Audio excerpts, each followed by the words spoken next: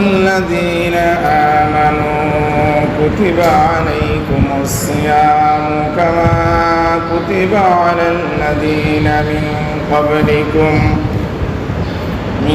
قبلكم لعلكم تتقون.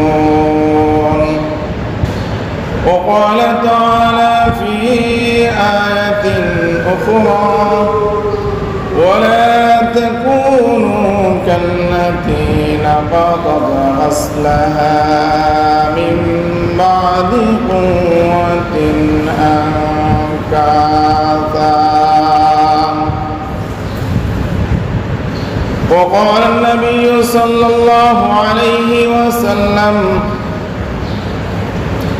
من صام رمضان ثم أتبعه 6 من شوال كان كصيام الدهر أو كما قال عليه الصلاة والسلام.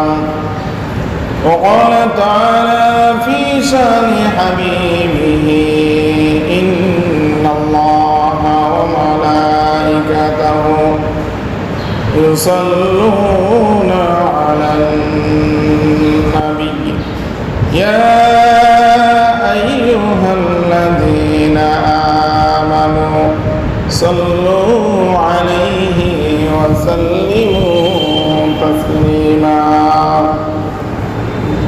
اللهم صل على سيدنا ومولانا محمد وعلى آله وأصحابه وبارك وسلم. اللهم صل على سيدنا ومولانا محمد كما صليت على إبراهيم وعلى آل إبراهيم إنك حميد مجيد.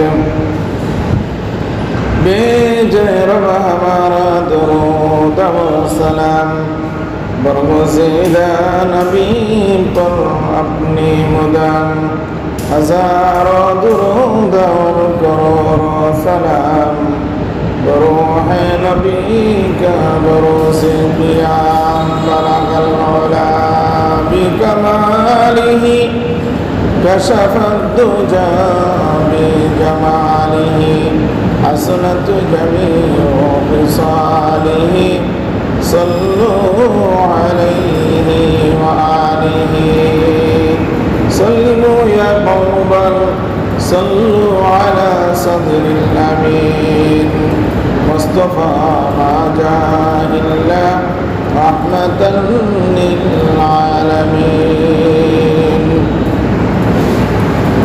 আলহামদুলিল্লাহ, লাখো কোটি শুকরিয়া যে আল্লাহ তাআলা আমাদেরকে অত্যন্ত ভালোবেসে মহব্বত করে শেষ নবী শ্রেষ্ঠ নবী উম্মত বানিয়ে জুমার দিনে জুমা মসজিদে জুমার নামাজ পড়ার উদ্দেশ্যে আল্লাহ তাআলা আমাদেরকে আসার বসার কথা বলার তৌফিক দিয়েছেন। সেই জন্যে সেই মহিয়ান বলিয়ান সর্বশক্তিমান আহকামুল হাকিমিন রব্বুল আলামিনের দরবারে আলিশানে আমরা কালিমাতুশ শুকুর আদায় করি, সকলেই বলি আলহামদুলিল্লাহ। মানবতার মুক্তির দূত সাইয়্যিদুল কাওনাইন শাফিউল মুযনিবিন রাহমাতুল লিল আলামিন রাহমাতুল আশিকিন নূরুল হুদা বদরুদ দুজা ইমামুল আউলিয়া ওয়াল আতকিয়া ইমাম খাতামিন নবিয়িন আকা মাওলা তাজদারে মদিনা মুহাম্মদ ইবনে আব্দুল্লাহ মুহাম্মাদুর রাসূলুল্লাহ সাল্লাল্লাহু আলাইহি ওয়াসাল্লামের উপর অসংখ্য গণিত দুরূদ ও সালাম সকলেই বলি সাল্লাল্লাহু তাআলা আলাইহি ওয়াসাল্লাম। বর্তমান মাস এটি হলো রমজানের পরবর্তী মাস শাওয়াল মাস।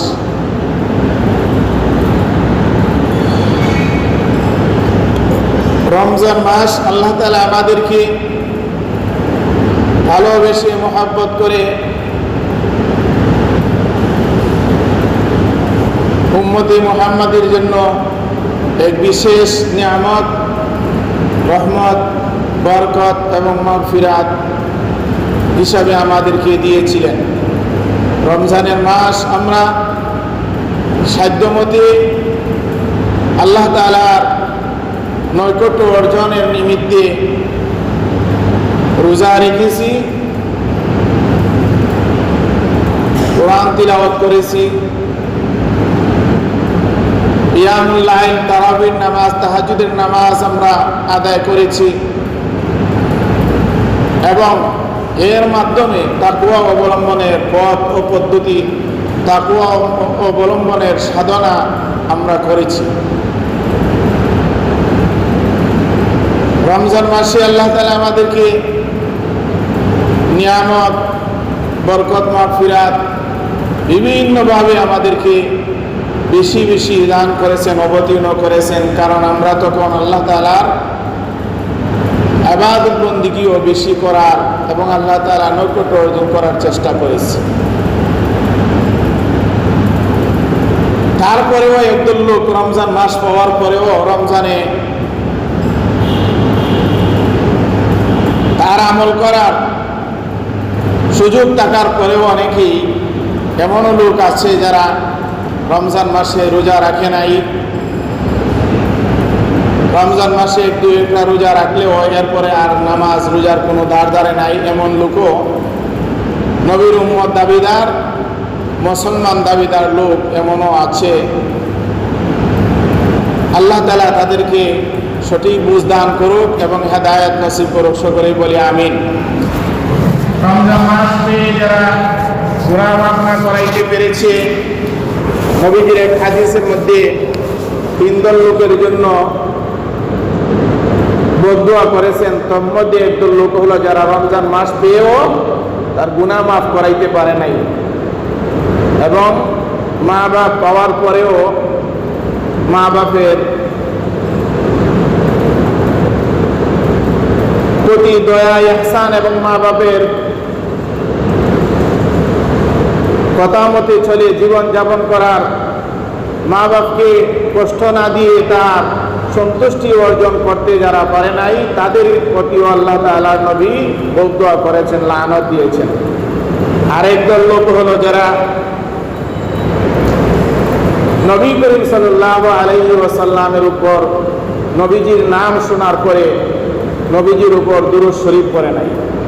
তাহলে রমজান মাস পাওয়ার পরে যারা গুনাহ মাফ করাইতে পারে নাই তথা ইবাদত বন্দেগী করে আল্লাহর সন্তুষ্টি অর্জন করতে পারে নাই, তাদের জন্য নবীজির বদদুয়া, লানত, তাদের জন্য অভিসম্পাদ, তাদের জন্য জাহান্নামে যাওয়াটা কর্তব্য। এরকম লোক থেকে আল্লাহ তাআলা আমাদেরকে, আপনাকে, সকলকে হেফাজত করুক, হেদায়েত দান করুক, সকলেই বলে আমিন। রমজান মাস এসেছিল 4টি করণীয় নিয়ে। একটি হলো রমজান মাস আমাদেরকে আল্লাহ তাআলা দিয়েছেন, কারণ রমজান কোরআন নিয়ে এসেছে। রমজান হলো কোরআন, সিয়াম, কিয়াম এবং তাকওয়া। রমজান আমাদের মধ্যে এসেছে কয়টি কাজ নিয়ে? 4টি কাজ। একটি হলো কোরআন, সিয়াম, রোজা রাখা, কিয়াম, তাহাজ্জুদের নামাজ, তারাবির নামাজ পড়া, আর হলো তাকওয়া। এই 3টি জিনিসের মাধ্যমে বান্দা তাকওয়া, খুদাভীতি, আল্লাহর ভয় অন্তরে ঢুকাবে, অন্তরে প্রবেশ করাবে। খুদাভীতির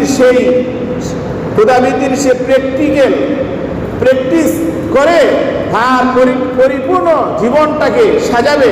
এই জন্য আল্লাহ তাআলা রমজান মাস দিয়েছিলেন। আল্লাহ তাআলা কালামে পাকে এই কথাটি বলেছেন। আমাদের বিষয়, আজকের আলোচ্য বিষয় হলো রমজানের পরবর্তী আমাদের করণীয়। রমজান মাসের পরবর্তী যে মাসগুলি আছে আমাদের করণীয়। রমজান মাস এসেছিল আমাদের কাছে কোরআন নিয়ে, সিয়াম নিয়ে, কিয়াম নিয়ে, তাকওয়া নিয়ে। কোরআন রমজান মাসে কোরআন অবতীর্ণ হয়েছে। আল্লাহ তাআলা কালামে পাকে সূরাতুল বাকারা এবং সূরাতুল লাইলা, সূরাতুল কদরের মধ্যে আল্লাহ তাআলা বলেন, শাহরু রমাদানাল্লাযী উনজিলা ফীহিল কুরআন হুদাল লিন-নাসি ওয়া বায়্যিনাতিন মিনাল হুদা ওয়াল ফুরকান। আল্লাহ বলেন, রমজান মাস এমন একটি মাস, এই মাসে কোরআন অবতীর্ণ করা হয়েছে। কোরআন কেন অবতীর্ণ করা হয়েছে? মানুষের হেদায়েতের জন্য। হুদাল লিন-নাস, a guidance for the mankind. Quran কেন অবতীর্ণ করা হয়েছে? এটি হলো মানুষের দিক নির্দেশক, পথ প্রদর্শক, হেদায়েতের গাইডনেস। ওয়াবাইয়িনাতিন মিনাল হুদা ওয়াল ফুরকান। আর কোরআন কেন অবতীর্ণ করা হয়েছে? এটি হক না হক, সত্য মিথ্যা, সঠিক পথ বেঠিক পথের পার্থক্য করে স্পষ্টভাবে, স্পষ্টভাবে সেই কোরআনের মাধ্যমে মানুষ কোনটি হক কোনটি না হক, কোনটি সত্য পথ কোনটি অসৎ পথ, কোনটি আল্লাহর পথ কোনটি শয়তানের পথ, এই পার্থক্য এটি কোরআনের মাধ্যমে স্পষ্টভাবে বান্দারা পেয়ে যাবে। এই জন্য কোরআন অবতীর্ণ করা হয়েছে। তাহলে আমরা এই আয়াত দ্বারা জানলাম কোরআন কোন মাসে অবতীর্ণ হয়েছে? রমজান মাসে। এই রমজান মাসে কোরআন কোন রাত্রিতে অবতীর্ণ করা হয়েছে? অন্য এক আয়াত আল্লাহ তাআলা বলেন, ইন্না আনজালনাহু ফি লাইলাতিল কদর। আমি আল্লাহ তাআলা কোরআনকে লাইলাতুল কদর, এক মহিমান্বিত রাতে অবতীর্ণ করেছি। We have Saint down the pleasing night. একটি পরিমহিমান্বিত মর্যাদাপূর্ণ একটি রাত, সেই রাতে আমি কোরআন অবতীর্ণ করেছি। সেটি হলো লাইলাতুল কদর, কদরের রাত। লাইলাতুল কদর রাত কত তারিখ? এটি আপনারা বিভিন্ন সময় আলোচনার মাধ্যমে জেনেছেন। রমজান মাসের শেষ বেজুর রাত্রিগুলিতে লাইলাতুল কদর তালাশের জন্য নবীজি হাদিসের মধ্যে বলেছেন, ইলতামিসু লাইলাতুল কদরি ফি আওয়াখিরি শাহরি রমাদান। রমজান মাসের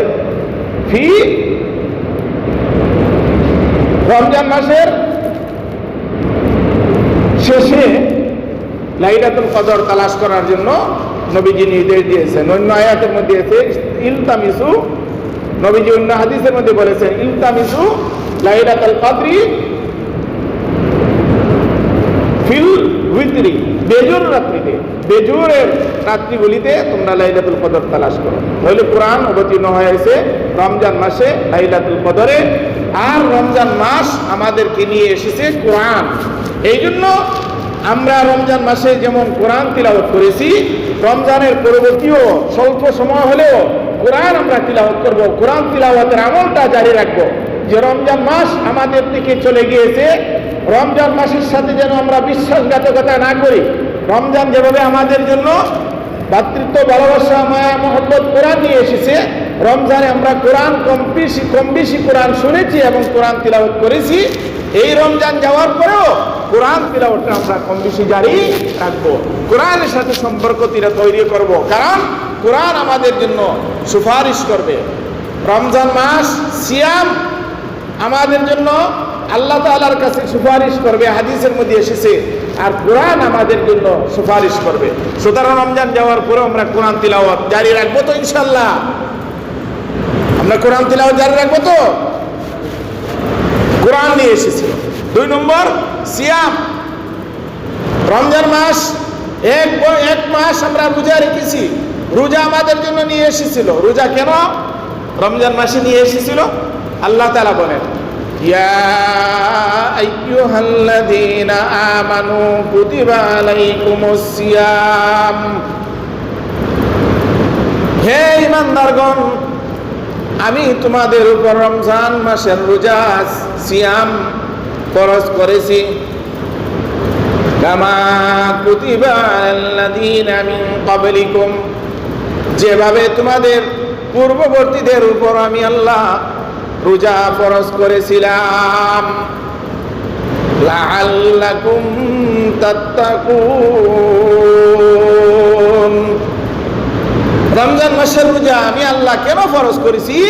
যাতে তোমরা তাকওয়া অবলম্বন করতে পারো, খোদাভীতি অর্জন করতে পারো, যাতে আমার নৈকট্য লাভ করতে পারো। তাহলে রমজান মাস একটি কাজ নিয়ে এসেছে কি? রোজা। আর রোজা কেন আল্লাহ তাআলা আমাদেরকে দিয়েছেন? আল্লাহ স্বয়ং কোরআনের মধ্যে বলেন যে রোজার মাধ্যমে বান্দা আমার নৈকট্য অর্জন করবে, তাকওয়া অবলম্বন করবে, খোদাভীতি অর্জন করবে, গুনাহ থেকে বেঁচে থাকবে, পুত পবিত্র স্বচ্ছ জীবন যাপন করার সেই প্রসেস অবলম্বন করতে পারবে, স্বচ্ছ জীবন যাপন করতে পারবে। এই জন্য আল্লাহ তাআলা আমাদের জন্য রোজা দিয়েছিলেন। এখন রমজান মাস চলে গিয়েছে, রোজাও আমাদের থেকে চলে গিয়েছে না? রোজা আমাদের জন্য বিভিন্ন মাসে আরো রোজা আছে। রমজান মাসে রোজা ছিল ফরজ, এই রমজান মাসে আমাদের রোজা ট্রেনিং দিয়েছে, প্রশিক্ষণ দিয়েছে, রোজার সাধনা আমরা করেছি। সেই রোজাটাও আমাদের জন্য পরবর্তীতে বিভিন্ন সময় রোজার নির্দেশ আসছে, সেই রোজাগুলি আমরা জারি রাখবো। তাহলে রমজান মাস আমাদের জন্য কোরআন নিয়ে এসেছিল, কোরআন তিলাওয়াত। রমজান মাস চলে গেছে, কোরআন তিলাওয়াত আমরা বন্ধ করবো না। যে আমল আমরা প্র্যাকটিক্যাল শুরু করেছিলাম সেটা জারি রাখবো। হয়তো রমজানের মতো বেশি বেশি আমল বা বেশি বেশি কোরআন তিলাওয়াত করতে পারবো না, স্বল্প সময় হলো কোরআন তিলাওয়াত জিকির করবো। তেমনি ভাবে রমজান মাস আমাদের জন্য রোজা নিয়ে এসেছিল, রোজা রেখেছি। রমজান মাস চলে গেছে, রোজা আমাদের থেকে চলে যাব তা নয়। রোজা আমরা রমজানের সাথে যে সম্পর্ক তৈরি করেছিলাম, রোজার সাথে যে ভালোবাসা বন্ধুত্ব তৈরি করেছিলাম, সেই ভালোবাসা বন্ধুত্বটা এই মাসগুলিও পরবর্তী মাসগুলিতেও জারি রাখবো। কিভাবে জারি রাখবো?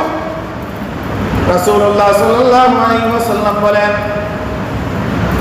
মান সামা রমাদান সুম্মা তাবাহু সিত্তাম মিন শাওয়াল, যে ব্যক্তি রমজান মাসে রোজা রেখেছে, এর পরবর্তী 6টি রোজা শাওয়াল মাসে, সিত্তাম মিন শাওয়াল, রমজান মাসের পরবর্তী মাসের নাম কি বলেন তো? কোন মাস?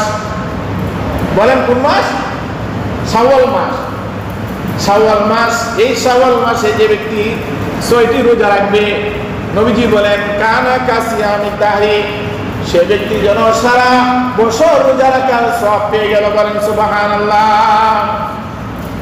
আওয়াজ দেন, একটু আওয়াজ দেন। মানুষ তো এমনি কম, শুক্রবার এই যে নামাজের টাইম হয়ে গেছে, এত বড় মহল্লা, এত বড় মসজিদ বানানো কি দরকার? লাভ মানুষ করি। মাত্র রমজান গেল, রমজানের পরবর্তী মাস, রমজানে যে আমরা আমল করেছি, সেই আমল যে আমাদের কবুল হয়েছে আসলে আল্লাহর জন্য করেছি, তার আলামত রমজানের পরবর্তী মাসে যে রোজা রাখবে, যে নামাজ ঠিক জারি রাখবে, যে কোরআন তিলাওয়াত ঠিক রাখতে পারবে, যে তাসবিহ তাহলিল জিকির আজকারের প্রতি তার নিমগ্ন থাকবে, এর দ্বারা প্রমাণ হলো ওই রমজানের রোজাটা তার কবুল হয়েছে, রমজানের তিলাওয়াত তার কবুল হয়েছে, রমজানের নামাজ তার কবুল হয়েছে। রমজানের পরবর্তী মাসে যার আমল ঠিক রাখতে পারে নাই, রোজার সাথে যার সম্পর্ক নাই, তিলাওয়াতের সাথে যার সম্পর্ক নাই, নামাজের সাথে যার সম্পর্ক নাই, এর মানে হলো সে কিছুদিন রোজা রেখেছে, নামাজ পড়ে, তার নামাজ রোজা তিলাওয়াত আল্লাহ কবুল করেন নাই। বুঝে আসছে? এটা তার আলামত। রমজানে তারাবির নামাজে মসজিদ ভরে গিয়েছে, রমজানে রোজার সময় জুমার নামাজে মসজিদে জায়গা হয় নাই, কিন্তু আজ জুমার দিনে মুসল্লি কই? ওয়াক্তি নামাজে মুসল্লি কোথায়? তাহলে বোঝা গেল আপনার নামাজ, আপনার রোজা, আপনার তিলাওয়াত, আপনার রমজানে এগুলো লোক দেখানো ছিল, এগুলি প্রকৃত আল্লাহর কাছে কবুল হয় নাই, এগুলি আল্লাহর দরবারে কবুলের জন্য আপনি আমল করেন নাই। এই জন্য আমি আজকে বিষয়টা নিয়েছি। রমজানের পরবর্তী করণীয়, আপনার রমজানের পরবর্তী সময় আপনার আমল বা করণীয় কি?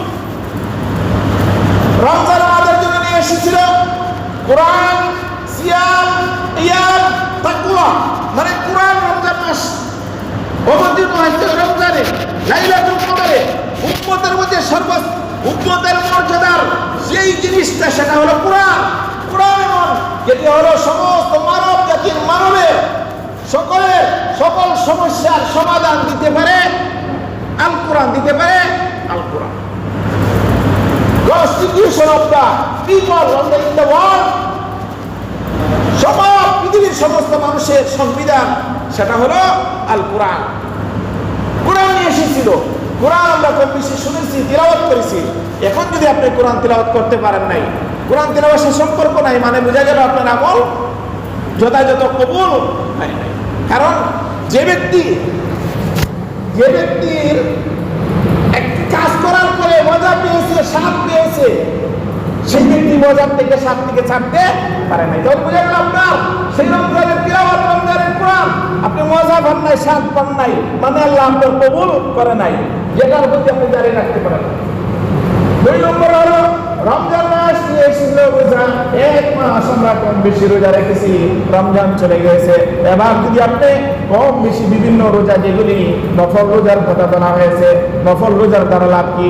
নফল রোজার দ্বারা লাভ হলো আল্লাহর সন্তুষ্টি অর্জন করা যায়। নফল রোজার দ্বারা লাভ হলো আল্লাহর রহমত পাওয়া যায়। নফল রোজার দ্বারা লাভ হলো আল্লাহ থেকে বরকত পাওয়া যায়। নফল রোজার দ্বারা লাভ হলো আল্লাহ রাব্বুল আলামিন আপনার অন্তরে রেখে দিয়েছে, রোগ আছে, বিভিন্ন পাপ কর্মের মধ্যে অন্তরে চায়, মনে চায় সেই পাপ থেকে দূরে থাকার রুহানিয়ত শক্তি অর্জন, আল্লাহর ভালোবাসা অর্জন করা যায়। বলেন সুবহানাল্লাহ। নফল নামাজের মাধ্যমে লাভ হলো আল্লাহ তাআলার ওলি হওয়া যায়। আর নফলের লাভ হলো আপনার ফরজের মধ্যে যে ঘাটতি আছে, ফরজের মধ্যে ত্রুটি বিচ্যুতি হয়েছে, নফলের মাধ্যমে সেই ঘাটতি, সেই ত্রুটি বিচ্যুতি পরিপূর্ণ হয়ে একটা কমপ্লিট আমল হিসাবে আল্লাহ তাআলার কাছে কবুল হয়ে যায়। বলেন সুবহানাল্লাহ। তাহলে নফল রোজা, নফল রোজা কি?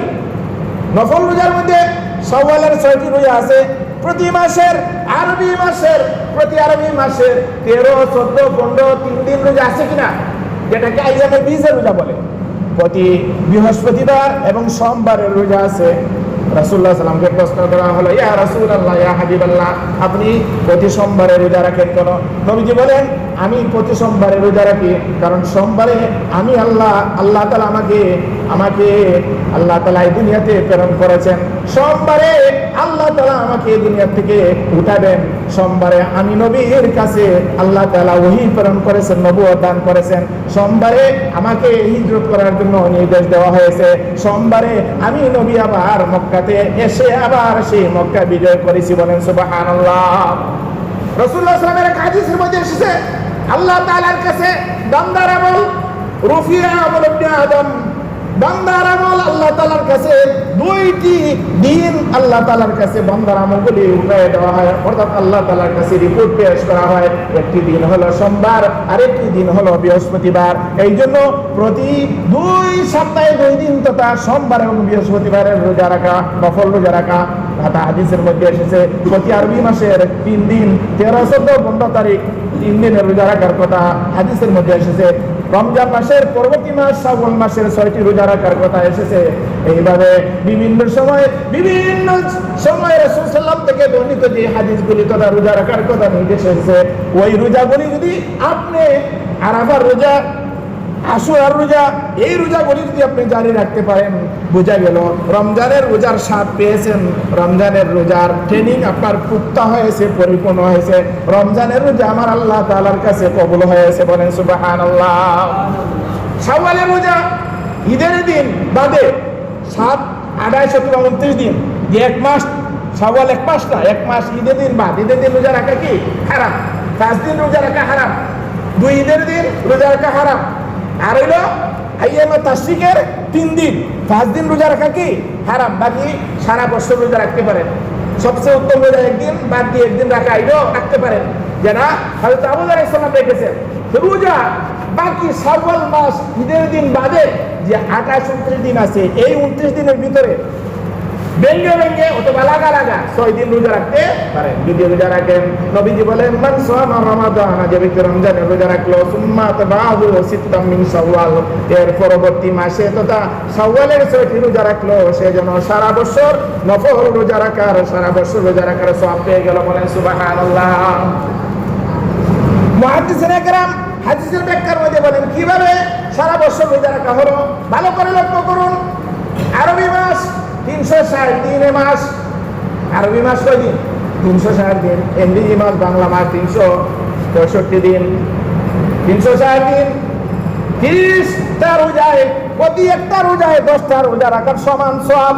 তাহলে একটা রোজায় যদি 10টা রোজা রাখা হয়, 33টা রোজায় কয়দিন রোজা রাখার সব হয়?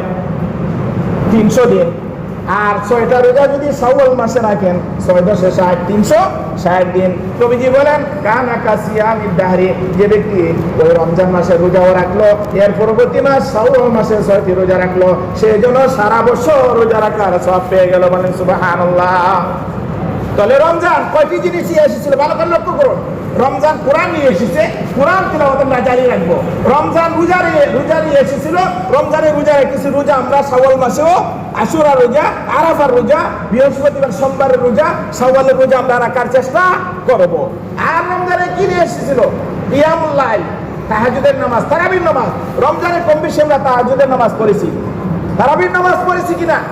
এখন কি আমরা তাহাজ্জুদের নামাজ, তারাবির নামাজ বাদ দিব? না, আপনি তাহাজ্জুদের নামাজ, তারাবির নামাজ পড়বেন।